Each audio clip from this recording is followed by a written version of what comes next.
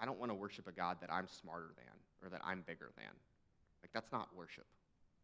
I want us to acknowledge that God is bigger and smarter and wiser and infinitely more than we are. And so we can stay humble enough to say, hey, but there's some stuff I don't know, and that's okay. And I can still worship God. Not to be scared of science, not to be scared of what we could learn, but also to recognize we're not going to learn everything, and that's fine. And we can still worship God and be in awe of him. About a year ago, I had the chance to take a trip with my brother to the Grand Canyon. We woke up in the morning, we drove to the rim, and we had a chance to walk around. That's a picture of me and my brother Ross. And guys, the Grand Canyon was an incredible experience. Full disclosure, I'm not a really outdoorsy person. I like sports, I like water. Other than that, I was perfectly happy to enjoy the Grand Canyon on my friends' Instagrams, all right?